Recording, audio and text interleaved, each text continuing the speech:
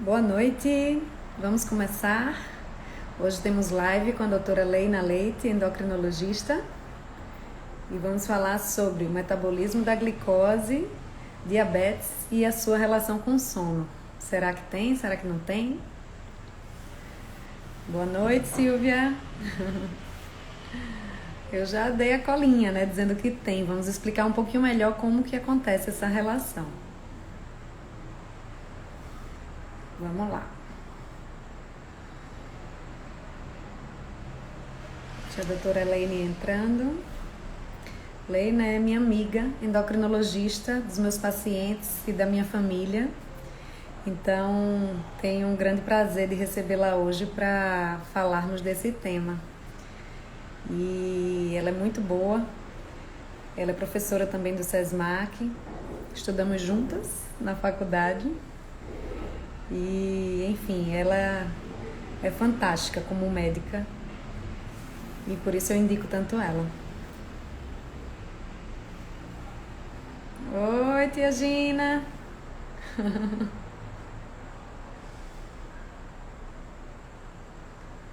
Vamos lá, Leirinha.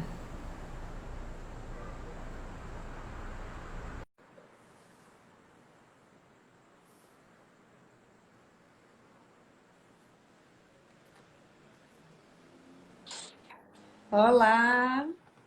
Oi, boa Oi, noite. Lei. Tudo bom?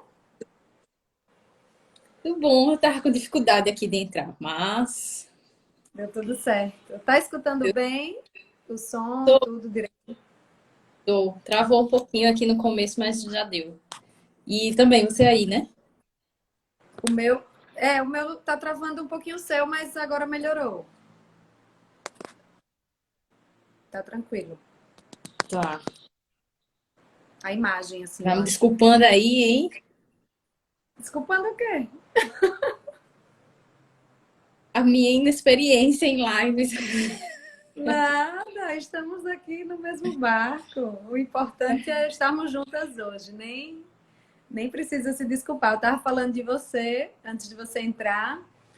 Mas, enfim, já que você entrou, quero agradecer, Lei, você ter topado. Eu fui insistente e aguardei o seu momento do sim e ele aconteceu. E aí, quero agradecer. E como temos bastante coisa para falar hoje, eu não vou perder tempo em falar muito, mas quero que você fale um pouquinho sobre você, se apresente, diga quem você é, Lei na pessoa, Lei na médica. E, enfim, fale um pouquinho aí da sua história, onde você atende e tudo. Primeiro agradecer, né, Renata, pelo convite. Realmente quase que não dava certo, mas deu. É. Meu nome, eu sou Leina Leite Santos, eu sou médica endocrinologista. Eu fiz minha formação, minha graduação na UFAL, com você. Sim. Depois eu fiz residência de clínica médica na Universidade Federal da Paraíba. Depois eu fiz endocrinologia no Agamenon Magalhães, em Recife. Tenho o título de especialista em endocrinologista. Estou registrada lá no CRM com o RQE. E tenho um mestrado pela Universidade Federal de Alagoas, também em Ciência da Saúde. Eu atendo lá na Clínica Medicol, nas 3 unidades, Pajuçara, Gruta e Salvador Lira. E qualquer informação de contato tem lá no meu Instagram, que é a doutora Leina Leite. Eu sou médica lá do HU, do Hospital Universitário, e também sou professora do SESMAC, da disciplina de endocrinologia, de lá do SESMAC. Essa sou eu. Currículo extenso. Olê, fala um pouquinho pra gente o que é endocrinologia. O que é? Lida com o quê? O que é que estuda? O que é que trata? Então, a endocrinologia é uma especialidade médica que trata das glândulas endócrinas. Primeiro, a gente precisa saber que nós temos 3 tipos de glândulas no organismo, né? As glândulas endócrinas, as exócrinas e as mistas. As glândulas endócrinas são aquelas que produzem substâncias que são chamadas de hormônios, que são lançados diretamente na corrente sanguínea e vai agir em algum lugar lá longe de onde ela foi produzida. Enquanto as glândulas exócrinas, elas produzem substâncias que são lançadas por algum ducto para fora, né, do corpo, tipo a glândula mamária, a glândula sudorípara, a sebácea. Então, a endocrinologia estuda glândulas que produzem hormônios. E nós temos diversas glândulas que produzem hormônios, né? Temos glândula, a tireoide, as adrenais, hipófise, testículos, ovários. Então, assim, tem uma gama de patologias que nós atendemos, né? Qualquer doença relacionada a qualquer uma dessas glândulas. Hipertireoidismo, hipotireoidismo, diabetes, obesidade, distúrbio de crescimento e puberdade, qualquer alteração em regularidade menstrual. Então, assim, um leque Bem bem amplo, né? isso. E o que é mais comum, assim, que chega mais para você, em termos de... A maior parte dos pacientes é mais a parte de tireoide, a parte de Não, acho que diabetes. na rotina do endocrinologista, o que é mais comum mesmo é diabetes. É o mais comum. Acho que são as duas patologias mais comuns, diabetes e obesidade. Acho que em Certo. terceiro lugar vem a tireoide, mas diabetes e obesidade. E a gente está vivendo uma explosão do número de casos, né, dessas duas doenças. Então, isso é o que mais vem mesmo procurando consultório. No geral, você atende mais adulto, né? Quando é criança, tem um endócrino pediatra, é isso? Exatamente. A minha formação foi principalmente de endocrinologia adulto, né? A endocrinopediatria, geralmente as pessoas fazem o pré-requisito em pediatria. Acho que você fica com a experiência melhor. Então, eu opto por não atender criança e encaminho para o endócrino pediatra e fico mesmo com a parte da endocrinologia adulto. Maravilha. Então, vamos começar aí com o nosso tema. Como é que funciona, então, o metabolismo da glicose no nosso organismo? Explica um pouquinho para a gente. A gente precisa entender que a glicose é um carboidrato simples, é a nossa principal fonte de energia. Para a gente estar aqui vivo, nossas células estão trabalhando. E elas usam como combustível a glicose, né? E quando a gente come, a gente ingere os alimentos, eles vão ser digeridos, vão ser degradados, até partículas menores. E dentre essas partículas menores, nós temos a glicose. E existem alguns tecidos que só usam como energia a glicose, que é, por exemplo, o tecido cerebral. Os outros tecidos podem usar outras formas de energia. Então, a glicose é isso. É nossa fonte, a fonte principal de energia dos seres vivos. E aí, para que ela haja, né, a gente digere os alimentos, forma a glicose, e ele vai ficar na corrente sanguínea. E aí eu já vou me adiantando aí, porque ela vai entrar na célula para ter a fonte de energia. Mas como é que ela entra na célula? Nem todas as células são permeáveis à glicose. E para ela entrar na célula, ela precisa de alguém. E esse alguém é a insulina. Então, por isso que estão intimamente relacionados, né? Glicose e insulina. Imagine como se a insulina ela fosse uma chave que abrisse a porta da célula para que a energia, o substrato energético pudesse entrar, para que a célula pudesse trabalhar e que a gente possa se manter vivo. Certo. Só lembrando que a insulina é um hormônio produzido pelo pâncreas. O pâncreas é um exemplo de glândula mista, né, que é um órgão que produz tanto tem uma parte endócrina, que são as betas, e a parte exócrina. E aí a insulina tem esse papel, né, de carreador. Se você não tem insulina circulante, você vai ter acúmulo de glicose na corrente sanguínea. Então, daí a importância desse hormônio.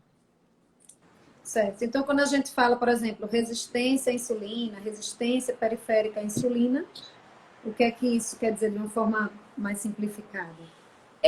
Então, chega um momento que algumas células de alguns tecidos ela começa a não ter mais sensibilidade à ação da insulina. Tá? Tem algum problema no receptor, sabe, lá na fechadura, ou tem alguma barreira para que a insulina consiga chegar lá ao seu receptor.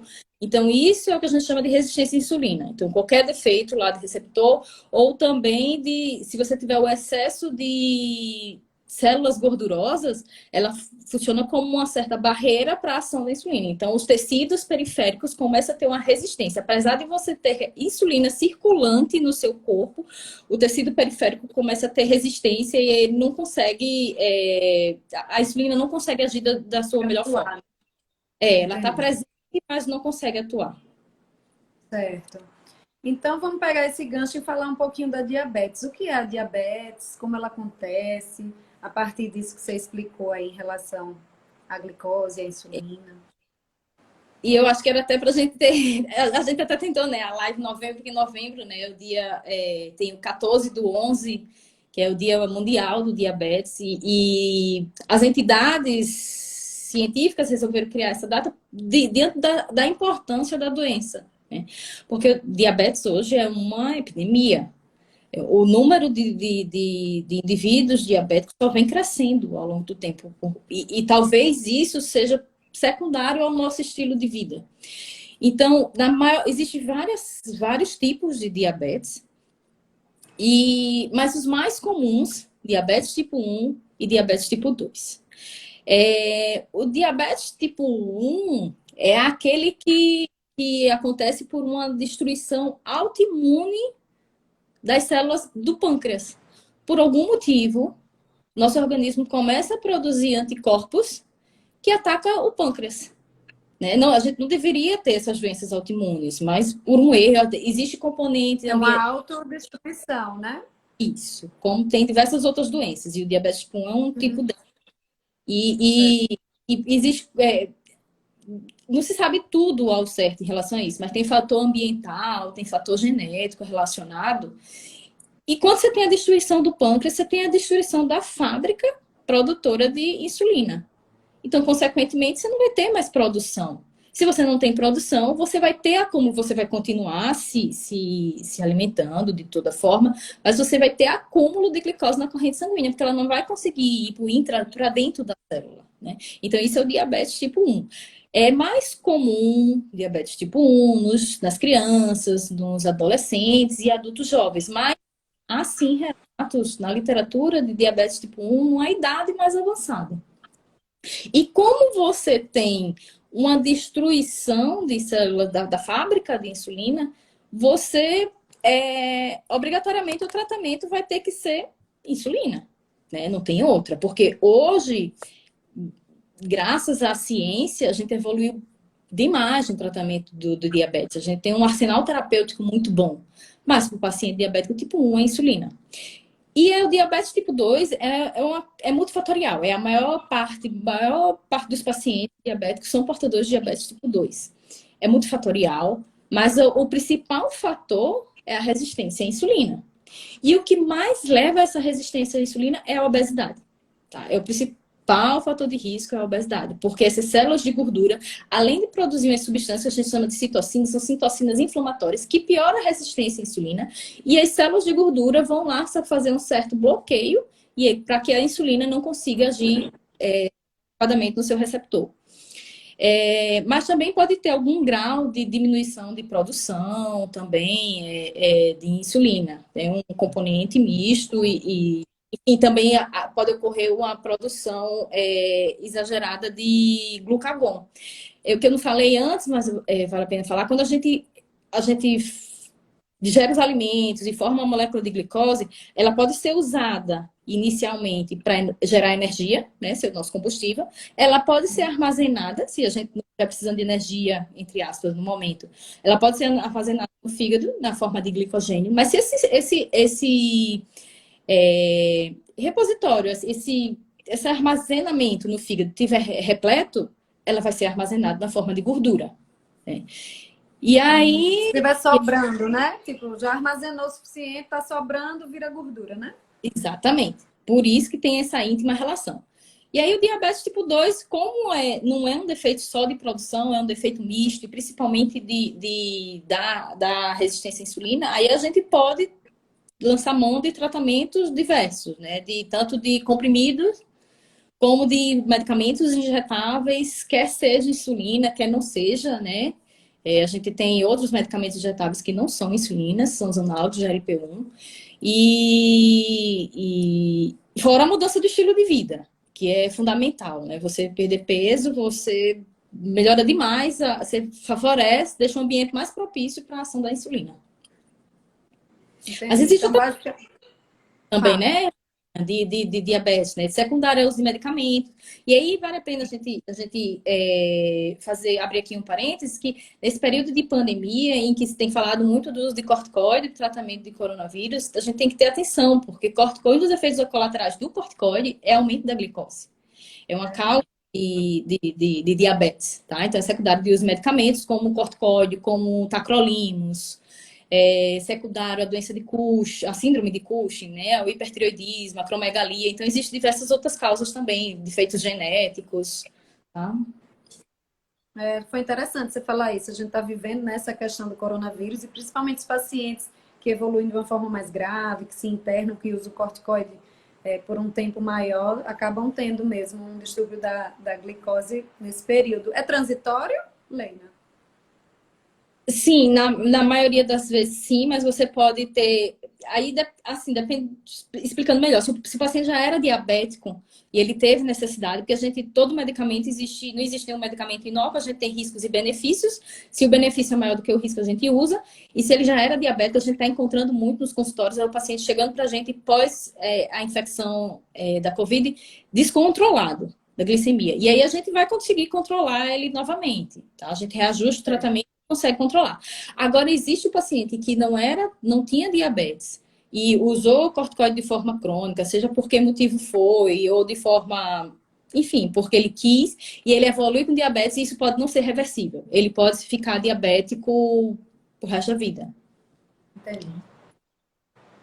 Até perguntaram aqui sobre a esteatose hepática, né? Se a gordura no fígado poderia causar diabetes. Você acabou explicando como é que acontece o processo de armazenamento, de depósito de gordura e que isso pode ser um fator, né? Que pelo que você explicou, então pode ter um defeito na produção da insulina ou um defeito na atuação dela, não é isso? E aí, Sim. no caso da obesidade, tudo acaba entrando nessa questão, né? E às vezes, foi bom alguém falar da esteatose, porque às vezes está um pouquinho. As pessoas não estão dando certo grau de importância para a esteatose. Ah, todo mundo tem. Qual é o problema? Mas imagine, se você tem gordura em excesso no seu fígado, você deve ter gordura em excesso nos seus outros vasos. Tá? E, e principalmente nas suas coronárias. Né? E vir com o tempo a ter problemas maiores. Então, assim, é uma situação que chama que chama a nossa atenção. A gente tem que ter um tratamento mais rigoroso para isso. Já é um sinal de alerta, né? Então, tá tendo depósito, vamos fazer alguma coisa, né? E não achar que se acostumar com isso e deixar para lá, né? Porque a gente só pensa como doença assim, o que é que evolui? Esteatose pode evoluir para cirrose, né? E a gente só pensa em cirrose secundária, o excesso de álcool, secundária hepatite B, hepatite C, mas não, esteatose também pode ser. E o melhor tratamento para isso, que os estudos mostram, é mudança de estilo de vida, né? A prática de exercício e a melhorar da alimentação e perda de peso. Certo. E diz uma coisa, me perguntaram também essa questão de comer açúcar causa diabetes. Isso é verdade? Isso é mito? Quais são as causas que realmente, além das que você já falou, podem causar diabetes? E é uma pergunta frequente no consultório, né? Porque a gente só pensa diabetes, açúcar, não vou comer açúcar e tá tudo resolvido. Não, é um mito. Tá? Essa relação é uma relação inversa, né? Não direta. Porque assim, se você come qualquer tipo de alimento em excesso, você vai acumular gordura. Se você acumula gordura, mais tecido gorduroso, mais produção de citocinas inflamatórias, maior circunferência abdominal, mais obesidade, e isso vai resultar na resistência à insulina, que consequentemente pode evoluir para o diabetes, né? A resistência à insulina é como se fosse um estágio prévio. Então não é o doce específico, é uma dieta desbalanceada, cheia de excessos, que leva a gente à obesidade. E aí, assim, é importante quando a gente tá orientando o paciente diabético, ele tem que ter com acompanhamento com o nutricionista, acho que a equipe multidisciplinar é importantíssima. é que ele não abusa, lógico, do doce de açúcar, mas também do carboidrato, principalmente carboidrato simples. Isso é um tema que a gente, acho que a gente tem muita coisa aqui que dá para muita live, né? Mas todos os alimentos têm um potencial de aumento da glicose, que é o que a gente chama de índice glicêmico. A gente tem que evitar os alimentos que têm um índice glicêmico mais alto, que faz com que o pâncreas precise liberar uma quantidade muito alta de insulina. Tá? Mas essa relação doce, como ir doce causa diabetes, não é um mito. E, inclusive, partindo disso, tem a questão da predisposição familiar, né? Ela está mais relacionada a diabetes tipo 2, não é isso? Que é essa que está relacionada à resistência à insulina. Confirma? Sim, sim, a obesidade, é a história familiar, é o sedentarismo, é porque o músculo vai usar como energia a glicose. Então, se você é sedentário, o seu músculo vai ser menos ativo. Se ele é menos ativo, vai precisar de menos glicose e vai acumular mais, né? Então, sedentarismo, outro fator de risco, idade é um fator de risco, né? Indivíduos acima de 40 anos, diabetes mellitus gestacional, o paciente, a mulher que teve diabetes na gestação, ela tem um fator, ela pode ficar bem depois da gestação, mas ela é uma mulher de risco para se tornar diabética. Síndrome dos ovários policísticos, que é uma síndrome bem complexa, que está relacionada à resistência à insulina também, como centro da patologia. E os usos de medicamentos. Então, existem diversos fatores de risco, mas os principais é obesidade e o sedentarismo. Certo.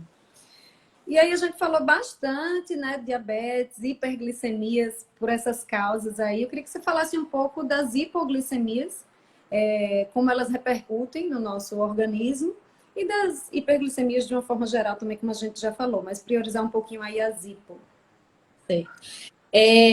Na literatura, a gente classifica como hipoglicemia, a gente chama da tríade de Whipple, né? Que é uma glicose menor que 45. O paciente tem manifestações clínicas de hipoglicemia, que são visão turva, uma dor de cabeça, um mal-estar, uma sensação de desmaio, o coração acelerado, um suor frio, tremor. E a hipoglicemia pode ser tão grave que você pode ficar confuso, inclusive até convulsionar e morrer. Mas essas manifestações clínicas, elas resolvem com a ingestão de algum alimento de alto índice glicêmico. A gente pede para comer, porque às vezes o paciente, não, mas não vou comer uma coisa doce, não. Não, tem que comer uma coisa doce mesmo, né? É uma água com açúcar, é um mel, é um refrigerante normal, é um suco de laranja, que tem um índice glicêmico alto, vai aumentar a sua glicemia logo e você fica de olho. Vou até dar uma dica, assim, que muitos diabéticos sabem disso, ou para os cuidadores, né, os acompanhantes diabéticos, que tem hipoglicemia. No diabético, a gente não quer que essa glicose fique abaixo de 70, já. A gente já não quer. Principalmente a hipoglicemia é muito danosa para o idoso, né? Porque o idoso, numa hipoglicemia, ele pode ter uma queda, uma tontura, uma fratura. Né? Então, a gente realmente não quer. E aí, se o paciente estiver inconsciente, você não vai dar alimento para o paciente inconsciente para ele não conseguir engolir e esse alimento ir para o pulmão. Então, você pode esfregar mel na mucosa do paciente, tá? No interior da bochecha, dos lábios, que isso já vai dar uma ajuda ao paciente enquanto você chama a emergência. Então, a hipoglicemia, ela é um perigo agudo, né? Que você tem risco de morte ali naquele momento, mas é facilmente revertido. Inclusive, a gente pode orientar o paciente a ter... Existe o glucagon, na forma de medicamento, que você pode fazer uso injetável, você aumenta a glicemia logo, sabe? Então, o problema da hipoglicemia é isso. E a hiperglicemia, ela vai trazer problema pra gente a longo prazo. Só um parênteses, a hipoglicemia, o que é que pode causar, né, hipoglicemia? Omissão de refeição, ou uma quantidade de alimentação pouca, excesso de exercício também, ou, por exemplo, o uso de doses inadequadas de medicamento. Tá? Às vezes intencional ou não intencional. E a hiperglicemia, que é o excesso de glicose na corrente sanguínea, ela vai trazer prejuízo para a gente a longo prazo. A complicação a gente não vai ver imediatamente. Tá? Quando o paciente ele tem hiperglicemia e se manifesta agudamente, a gente fala sempre, quando a gente está discutindo os casos com os alunos, o paciente tem os polis, que é polidipsia, poliúria, polifagia, perda de peso. Polidipsia, muita sede. Tá? A gente filtra a glicose lá no nosso aparelho urinário, mas quando a glicose está tão excessiva na corrente sanguínea, começa a sair no xixi. e sai glicose, sai água. Então, por isso que o paciente urina muito. Como ele urina muito, ele começa a desidratar e ter sede. Então, por isso que o paciente tem muita sede. A glicose, ela está em excesso na corrente sanguínea, mas ela não consegue entrar na célula. Então, o paciente começa a ficar cansado, fadigado. E aí ele vai tentar comer mais, que é a polifagia, para ter energia, mas na verdade não está entrando na célula. E mesmo assim ele está perdendo peso porque ele está consumindo músculo para tentar ali se manter. E isso, mas quando é uma hiperglicemia crônica, o nosso organismo ele se adapta a tudo, inclusive ao que é ruim também. E quando é uma hiperglicemia crônica, o paciente, o organismo vai lá, vai aguentando aquela glicose alta, mas o excesso de glicose vai prejudicar os órgãos principais, né? O órgão-alvo que a gente fala. Olho, diabetes é uma das principais causas de perda da visão não traumática. Nefropatia, ou seja, dano para os rins com ida até para diálise, que também diabetes e hipertensão são as principais causas de ida para diálise. Dano para os nervos, dano para o coração, para os vasos. Então, a hiperglicemia ela traz problema para a gente a longo prazo. E a hipoglicemia traz um problema mais agudo. Certo. Não é que a hiperglicemia a gente não vai morrer com isso, mas assim, você vai piorando a sua qualidade de vida, né? Com a hiperglicemia. Não, e é interessante explicar como funciona isso, porque às vezes quem não sabe, vê uma pessoa que é diabética, está tendo hipoglicemia, às vezes fica sem saber se é para dar, porque é tanta recomendação de não dar, né, coisa doce, nem açúcar, e fica um pouco sem saber. Então foi interessante você falar isso. E a hipoglicemia, além, né, da questão do paciente diabético, que tem que ter esse controle maior da glicemia, seja hiper ou hipo, as pessoas que também não têm um distúrbio, mas como você falou, tem várias causas, incluindo o exercício onde você gasta muito, né? Gasta muita energia e talvez a reposição não foi suficiente, jejuns prolongados. Isso pode dar tontura. Eu fiz uma live de tontura recentemente, então é uma causa super frequente de tontura, então é algo que a gente precisa observar, né? Então, inclusive dá também sonolência, dá algumas queixas relacionadas ao sono também. Então a gente tem que ficar atenta, mas é algo que se estiver realmente muito baixo é algo grave, né? É uma urgência, né, Helena? Com certeza, é grave.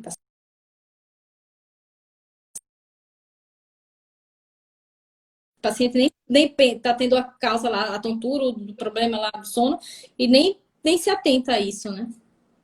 Esse jejum que ele está fazendo. Sim, E às vezes essa vida corrida tem que você não quer nem parar para fazer uma refeição, você não tem tempo pelas demandas todas do mundo, né, de hoje. E aí eu quero que você fale um pouquinho sobre essa questão do jejum intermitente, né? Sem entrar em polêmicas, mas é uma dieta que tem pessoas que seguem, né? Por opção, nutricionistas que orientam, ou tem pessoas que fazem até isso de forma sem nem perceber que fazem isso. Ficam muito tempo sem comer e às vezes escolhem horas pontuais do dia para comer. Queria que você compartilhasse aqui sua opinião, seu conhecimento, qual a sua opinião mesmo sobre isso, esses jejuns prolongados. Então, a dieta do jejum intermitente até virou uma moda, mas até que não é uma moda ruim, não. Porque a gente que vive nesse ramo, a gente vê muito modismo. E tem modismos que são maléficos, mas o jejum intermitente não. É tentando relembrar aquele período lá paleolítico, né? Em que as pessoas não tinham a geladeira, não tinha como armazenar, tinha aquela refeição e depois ele levava muito tempo para caça para conseguir uma outra refeição. E existem vários protocolos de jejum intermitente. Você pode fazer jejum intermitente todos os dias, você pode fazer jejum intermitente 2 vezes por semana, 3 vezes por semana. Então, existem vários protocolos. Existem protocolos de horas diversos também, de 8 horas de jejum, de 12 horas de jejum, 14 até 24 horas de jejum. Nesse período de jejum, você pode ingerir alimentos não calóricos, ou seja, água, um chá ou um café sem açúcar. Né? E o que a proposta seria que você utilize, no jejum você conseguisse queimar a gordura, utilizar a gordura como fonte de energia, substrato energético. Os estudos têm mostrado resultados positivos em relação ao jejum intermitente, principalmente de controle glicêmico. Você evita os picos de insulina, né? Você diminui a resistência à insulina. Então, os resultados realmente parecem bons. Para a medicina, não é uma coisa... a gente precisa de de ainda mais estudos, com um grau de evidências muito maiores para a gente ter, né, mais substrato científico para isso. E não é todo mundo que é candidato ao jejum intermitente, né? A gente sabe que o médico e o nutricionista, eles vão trabalhar em conjunto e ver se é para aquele perfil.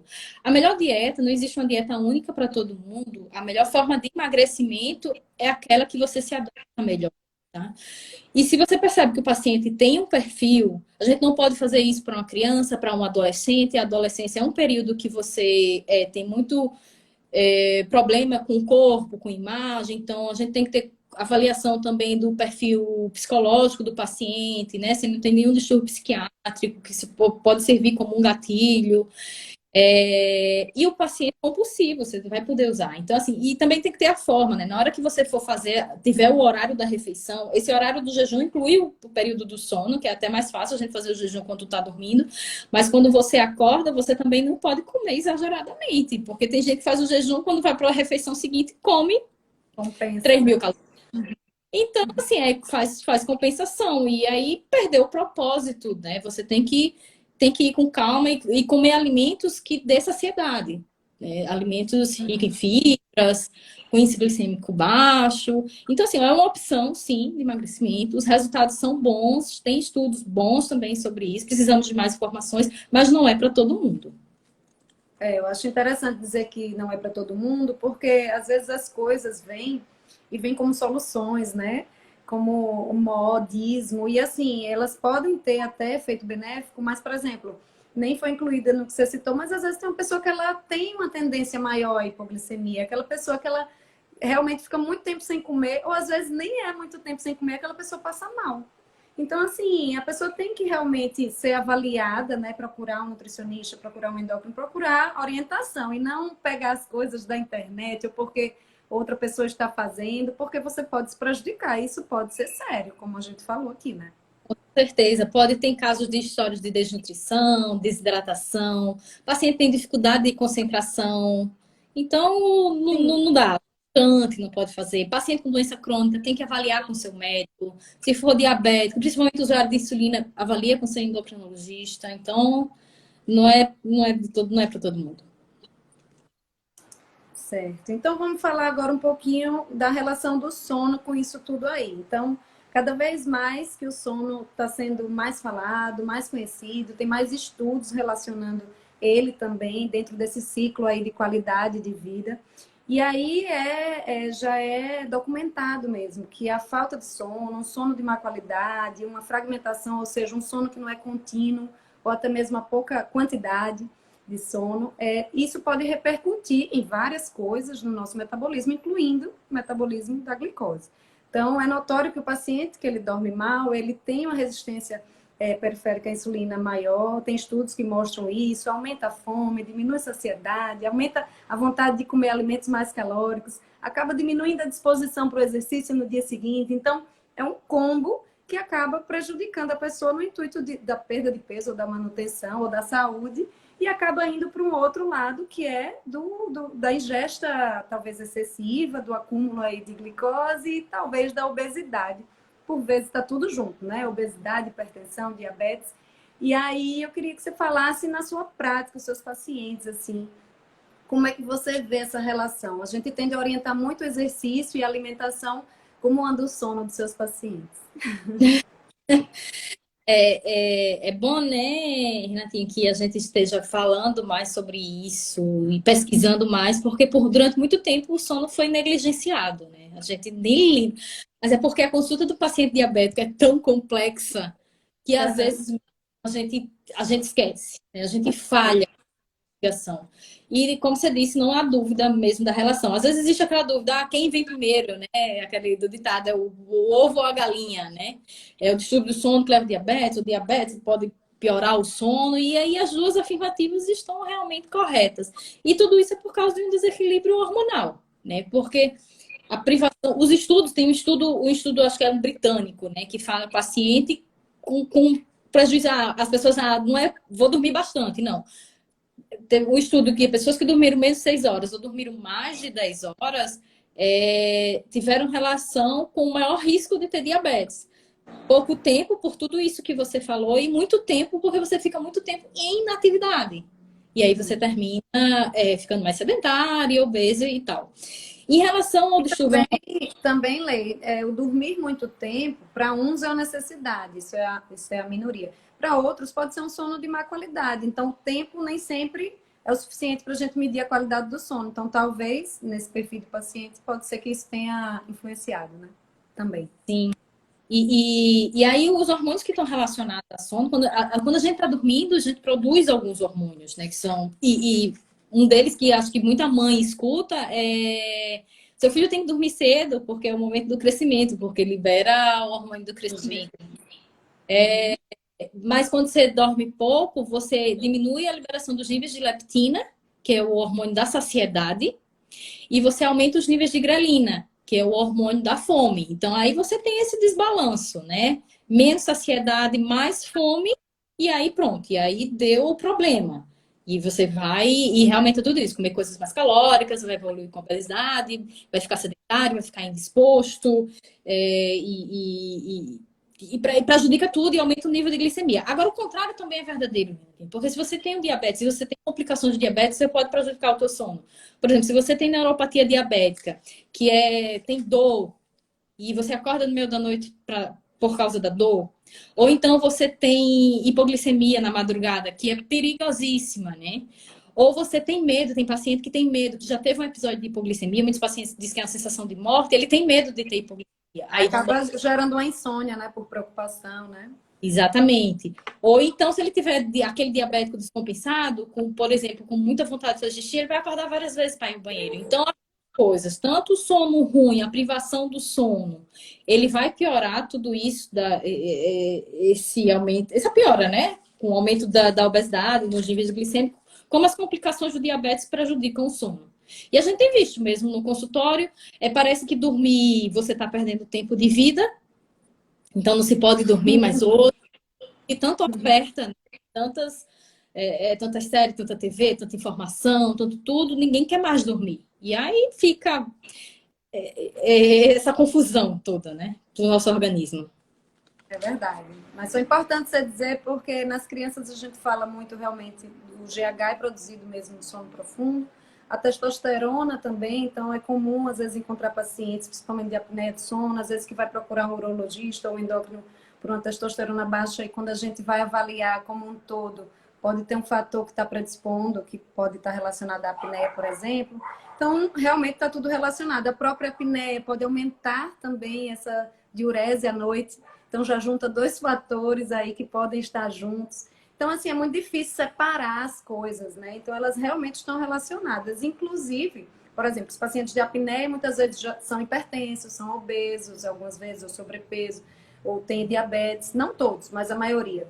Então, esses pacientes, por exemplo, muitas vezes eu encaminho para você, Leina, vamos ver se ele tem alguma opção aí para investir, para tratar o diabetes ou para perder peso. Queria que você falasse das opções que a gente tem antes de pensar na possibilidade da cirurgia bariátrica e qual a sua opinião em relação à cirurgia bariátrica. A gente vê que a perda de peso funciona muito bem para um paciente que está sobrepeso ou obeso em termos de sono, de apneia do sono, no caso. E só para falar mais uma coisa, Renatinha, você dorme mal, você fica estressado, aumenta cortisol. Cortisol tem ação contrária, né? É um hormônio hiperglicemiante. E quando você dorme pouco, tem uma privação do sono, você tem também mais tempo de acesso ao alimento. Inclusive, tem os ataques noturnos, né? Então, por isso que e realmente está tudo muito interligado. Existe se pudesse, assim, se a gente pudesse, mundo ideal, se todo mundo pudesse, né, perder peso com uma mudança do estilo de vida, e a gente fala muito disso, toda consulta a gente fala disso, porque isso é importante. Não é uma dieta só para agora, não é só para o verão, é uma mudança de vida para a vida toda. Então, o combo de dieta, de mudança da reeducação alimentar e exercício é de fundamental importância. E a gente tem alguns medicamentos, quando o paciente não vai bem na mudança do estilo de vida, que podem ajudar. A gente tem aqueles medicamentos sacietógenos, como a sibutramina, ou medicamento que inibe lipase intestinal, como o Orlistat, ou os análogos do GLP-1, como liraglutida. Então, a gente tem algumas opções de medicamentos, sim, e que tem paciente que responde super bem. O problema é que, assim, o paciente precisa estar adepto a mudar o estilo de vida. E a obesidade é uma doença crônica, tá? Que a gente precisa encarar mesmo como uma doença. E a gente precisa, por exemplo, da hipertensão, você não vai parar o remédio da pressão, tá? Então, o tratamento da obesidade também é um tratamento crônico e que você não para, tá? E você perguntou sobre a cirurgia, foi isso? Foi. Eu perguntei antes de pensar na possibilidade de cirurgia em casos de obesidade associados com apneia, às vezes até mesmo diabetes, pressão alta. Tem a cirurgia, né, que vem sendo mais falada atualmente, mas assim, como que chega esse paciente para você? Em que momento também você orienta ele procurar alguém para fazer uma cirurgia? Não sou contra de forma alguma a cirurgia bariátrica. É uma forma de tratamento que traz bastante benefício para o paciente. Você vai diminuir a produção de grelina, que é o hormônio da fome. Quando você tem aquelas técnicas que muda trânsito, né, intestinal, você aumenta a liberação e produção de GLP-1, que é o hormônio que estimula a liberação de insulina, glicose dependente, diminui a liberação glucagon, o paciente vai perder peso, vai estar com mais disposição a fazer exercício, e o exercício, enfim, tem benefício para todo. Você vai melhorar tudo, você melhora níveis glicêmicos, tem estudos que mostram o paciente. Autoestima, né? Também, autoestima. Sim, sim, que a gente esquece de falar, né, sobre isso. Estudos mostrando remissão de diabetes em mais de 80% dos pacientes. A gente não pode falar ainda de cura, mas, enfim. Então, assim, a cirurgia bariátrica tem diversos benefícios. Os colegas estão super aptos a fazer cirurgia por vídeo. Mas, assim, a gente tem que ter Quando uma bem indicada, né? quando bem indicada, exatamente. O que está acontecendo hoje em dia, que tem sido motivo de muito questionamento, é a banalização da cirurgia bariátrica. É um paciente que nunca tentou nenhuma forma de tratamento, nem mudou o estilo de vida, um paciente que não tem perfil porque você precisa de uma avaliação da equipe disciplinar, um paciente compulsivo, o paciente sedentário. Então, assim, não é a primeira opção de tratamento que a gente escolhe, na maioria dos pacientes. O paciente tem que mudar o estilo de vida e, infelizmente, o que está chegando no consultório, Renatinha, é triste isso, mas está chegando no consultório o paciente que só quer o laudo do endocrinologista, nunca a gente viu na vida, nunca toca para a gente e ele simplesmente quer fazer a cirurgia como se fosse uma cirurgia de retirada de sinal. E não é, né? É uma cirurgia maior. Por mais que o pessoal tenha habilidade, é uma cirurgia maior. E que a gente vê, como o paciente não se trata num contexto multidisciplinar, a gente está vendo muito reganho pós-cirurgia. Entendi. Então foi importante mesmo você frisar isso. Perguntaram aqui sobre o jejum intermitente em relação aos pré-diabéticos. Tem alguma restrição? Acho que alguém que tem pré-diabetes. Isso precisa de uma avaliação melhor. Não tem nenhuma restrição, não. É até bom. Tem estudos que mostram que diminui a progressão para o diabetes, né? Com o jejum intermitente, né? Porque você diminui a resistência à insulina, diminui os picos de insulina. Então, assim, não tem restrição, não. Pode fazer. Agora, sempre acompanhado, né? Com o nutricionista, com o endocrinologista, mas não tem, não.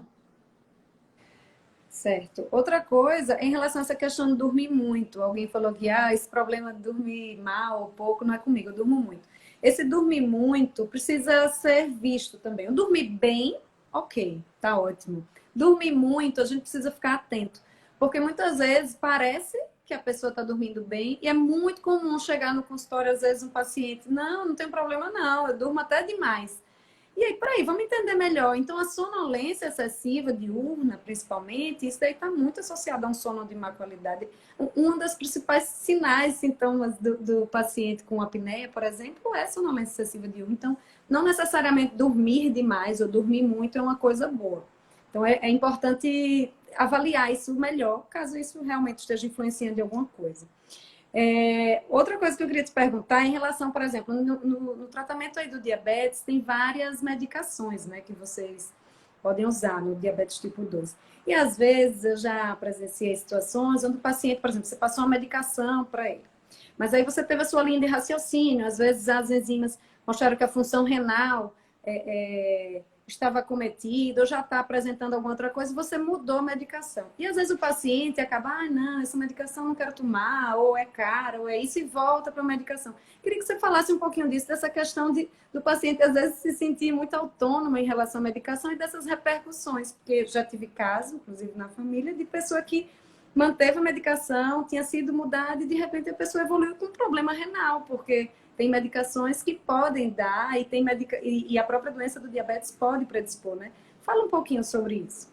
E tem muitos mitos aí, e realmente, quando a gente escolhe uma medicação, a gente avalia o perfil do paciente. Um paciente diabético já teve derrame, é um paciente obeso, a gente não quer que ele perca peso. Então, a gente vai avaliar o paciente como um todo para escolher o melhor tratamento. E hoje em dia, a gente escolhe tratamentos que não só baixam níveis glicêmicos, mas tem tratamentos, medicamentos que tenham proteções adicionais para o paciente. Né? Medicamentos hoje que protegem rim, protegem coração. Mas aí acontece, às vezes o paciente escuta o vizinho que não se deu bem, ou ele teve qualquer mal-estar, porque qualquer medicamento pode ter efeito colateral, às vezes é um efeito colateral inicial que depois passa. E aí acontece demais, Renatinha, isso do paciente. Ele demora a voltar para a gente, ele não acompanha nem com o clínico, com ninguém, ele demora a fazer Repete a isso. receita, né? Pede para alguém repetir só a receita. Aí, às vezes a gente não quer repetir receita por isso, e eles acham, ficam chateados, né? E aí, quando vem, evolui com alguma complicação. Quando chega no consultório, aquela confusão toda. Que, eita, já era pra gente ter diminuído a dose, era pra gente ter tirado, era pra gente ter trocado, era pra gente ter mudado pra insulina. Então, infelizmente, o diabetes é uma caixinha de surpresa e que a gente tem que estar atento e não ficar tão distante um do outro, o médico do paciente, porque tem essas surpresas negativas que a gente precisa fazer os ajustes. Mas se você não está se dando bem com o seu tratamento, com a nova proposta de tratamento, volte para o consultório do seu médico para questionar, para ver outras possibilidades, mas não se automedique, porque isso é realmente muito prejudicial. Isso mesmo, eu oriento sempre isso. Não gostou, não deu certo, achou caro, não vai usar, volta lá e conversa. Não precisa mudar tudo, você mudar, ou ir para outro médico para passar outra coisa necessariamente, né? Então, assim, volta para o seu médico, conversa, tenta entender o que aconteceu. Às vezes você chega num acordo ali em comum e tá tudo certo, né? E aí, queria falar sobre a relação agora do diabetes com infecções, né? Eu vejo muito na parte de otorrino, principalmente, o paciente diabético, ele é aquele que, quando tem uma infecção, às vezes é uma infecção que evolui de uma forma mais grave, a recuperação é mais demorada, o processo cicatricial é mais difícil. Então, queria que você falasse um pouquinho dessa relação e aí emendasse nesse gancho do Covid, né? Que a gente está vivendo, se um paciente diabético, em termos de infecção, de uma forma geral, ou se em termos de Covid, ele tem uma predisposição maior a evoluir negativamente. Ou ele é um paciente de risco. É isso que você já falou mesmo. E aí fica um ciclo vicioso. O processo inflamatório infeccioso, ele vai aumentar os níveis glicêmicos por toda a reação, pelo processo inflamatório que o organismo está passando, pela produção de diversas citocinas inflamatórias. Então, isso vai levar a piora, né, da infecção em si. E aí a gente pede para o paciente ter atenção, porque às vezes a gente precisa mudar o tratamento do paciente, principalmente aquele paciente que interna. E o paciente, a gente falando do diabético está usando o comprimido, às vezes a gente precisa ir um pouquinho para a insulina, tira os comprimidos, o paciente resolve o problema infeccioso e depois ele volta para o tratamento que ele estava de base. E quando a glicemia, o processo infeccioso aumenta a glicose e a glicose alta piora o processo infeccioso. Então fica aquela manutenção daquela confusão lá que o paciente está passando.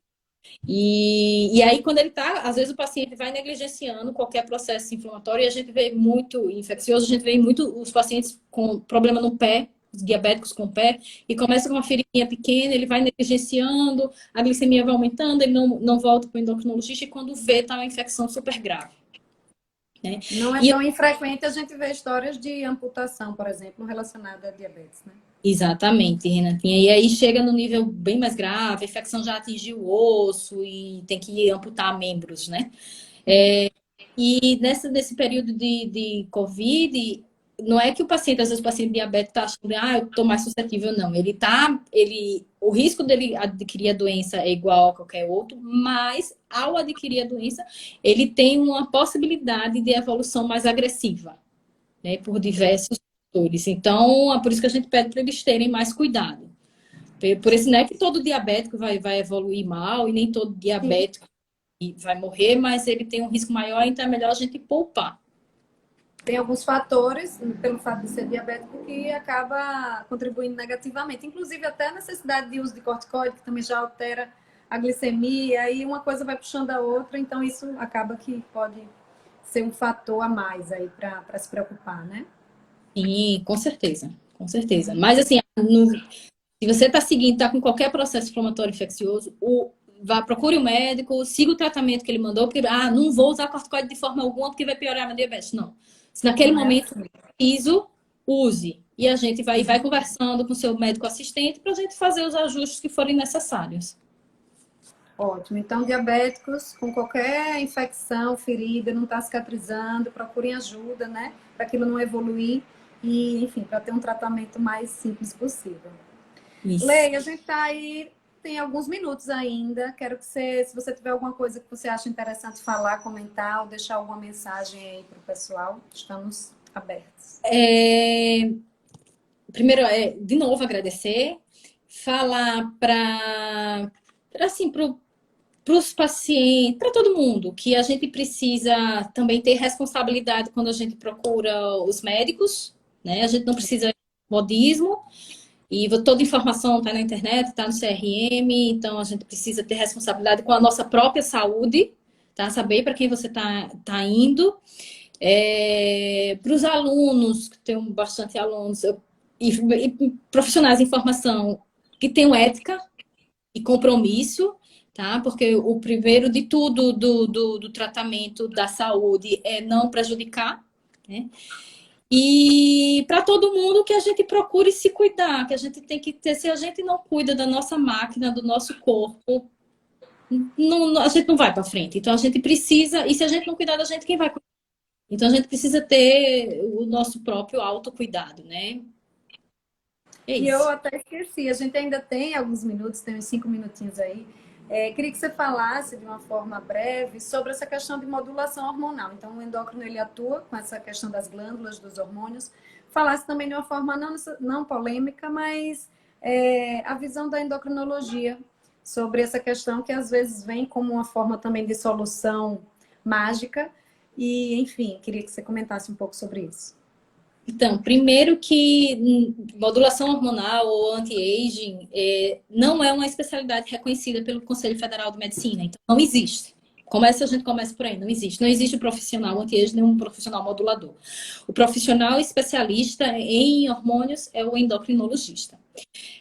Não existe a indicação de repor hormônios para evitar envelhecimentos, para melhorar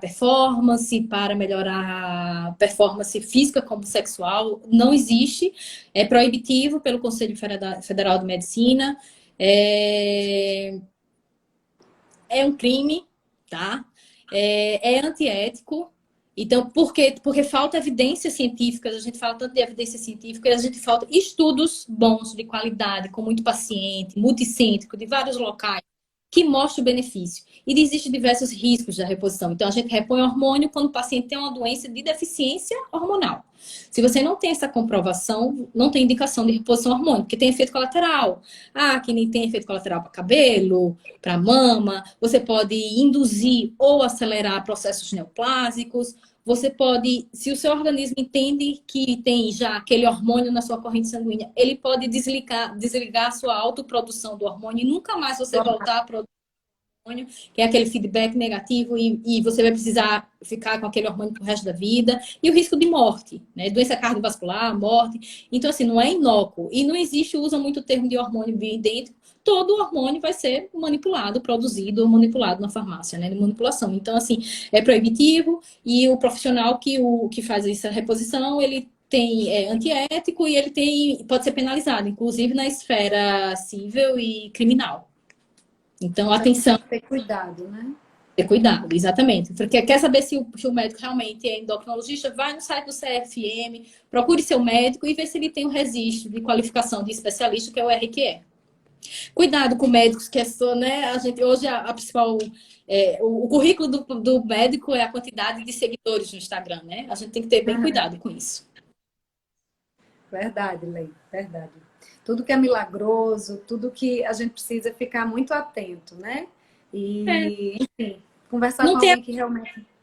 não tem atalhos, tudo, não tem atalhos, tudo não tem prêmio sem esforço, tá? Uhum. Então a gente tem que ter esforço. Não existe fórmula mágica. São resultados imediatos que podem trazer problemas mais para frente. E às vezes a pessoa está pensando só no imediato, né? Então, Exatamente. cuidado aí. E ainda quero aproveitar os últimos minutos para falar sua opinião sobre essa questão da vitamina D. Tem muitas pessoas tomando superdoses de vitamina D. Qual a sua opinião sobre isso? A gente sabe que a vitamina D é super importante no organismo, inclusive na imunidade, mas superdosagens ou dosagem muito alta por um longo período, qual a sua opinião? Então, não há dúvida da relação da vitamina D com a saúde óssea, tá? Então, isso já está bem estabelecido, mas tem muitos estudos de vitamina D com diversos outros órgãos, doença vascular, processos com neoplasias, e com o sistema imune. Então, tem vários estudos mostrando isso. E só que o excesso de vitamina D também faz mal. E a gente recebe alguns pacientes no consultório com esse excesso, tá? Aumenta o risco de cálculo renal. Você pode ter deposição de cálcio em todo o rim. Pode evoluir com disfunção renal, até ida para diálise. Então, assim, não há necessidade de altas doses. Tem gente usando 50 mil por dia, unidades de vitamina D. 20 mil por dia, não tem necessidade, tá? Existem algumas divergências de ponto de corte de vitamina D, mas a gente tem que ver os pacientes que se enquadram num grupo de risco para ver os níveis que ele precisa. Mas superdosagem, não tem estudos mostrando que superdosagem de vitamina D, que tem que manter vitamina D acima de 100, não, que é benéfico, não. E vitamina, não é porque é vitamina que é inócuo, não. Pode ter diversos efeitos colaterais, então a gente tem que ter cautela. Certo. Ai, acho que falamos tudo agora. Lei, quero agradecer muito, foi ótimo. Você falou tudo, esclareceu de uma forma super simples. E, enfim, só agradecer. Espero que o pessoal aí também tenha aproveitado, a gente conseguiu também tirar algumas dúvidas. E quem precisar ou quiser, procurem a Leina, sigam ela, a doutora Leina Leite. E quem for de Maceió quiser atendimento, procura ela na Medicó, não é isso? Exatamente. Qualquer dúvida pode mandar também para o meu Instagram que eu respondo, se a gente não tiver esclarecido aqui. Tá bom, minha querida. Um beijão, boa noite, brigadíssima. Boa noite, pessoal. Obrigada também. Boa Tchau, noite. tchau.